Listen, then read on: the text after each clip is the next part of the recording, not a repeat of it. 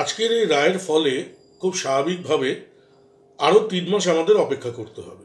তবে অপেক্ষাটা তো শুধু মাত্র 3 মাসের নয়, ধরুন 3 বছর, তার আগে হাইকোর্ট, তার আগে স্যাট, একটা দীর্ঘ অপেক্ষা চলছে আমাদের। খুব স্বাভাবিকভাবে একটা বড় সংখ্যক কর্মচারীদের মধ্যে একটা হতাশা গ্রাস করছে। কিন্তু আমি আপনাকে বলি, এই মামলাটি কিন্তু প্র্যাকটিক্যালি আগের পে কমিশনে দেরিতে পাওয়া ডিয়ারনেস অ্যালাওয়েন্স বা মহার্ঘ ভাতার জন্য যে এরিয়ারের টাকাটা আমাদের হয় প্রত্যেক কর্মচারী, সেটা পাওয়ার জন্য মামলা।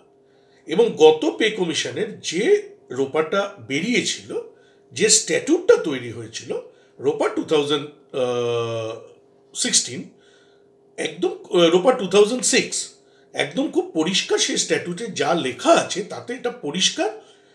হয়তো সময় নষ্ট হচ্ছে, হয়তো আমাদের মধ্যে অনেকের মধ্যে হতাশা আসছে, কিন্তু আমি আপনাদের দায়িত্ব নিয়ে বলছি হতাশার কোনো জায়গা নেই।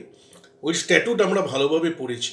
আমাদের যারা অ্যাডভোকেট আছেন, মাননীয় জানেন রাজ্যসভার সাংসদ শ্রী বিকাশ রঞ্জন ভট্টাচার্য, উনি নিজেই মামলাটি দেখছেন।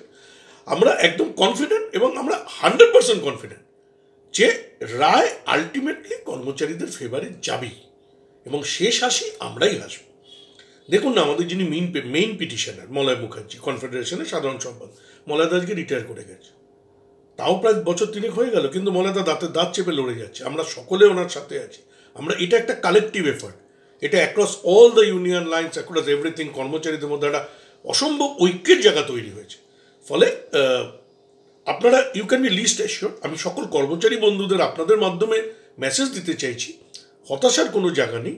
যেভাবে আইনের পথে, সত্যের পথে আমরা লড়ে যাচ্ছি, জয় আমাদের হবেই, শেষ হাসি আমরা হাসব।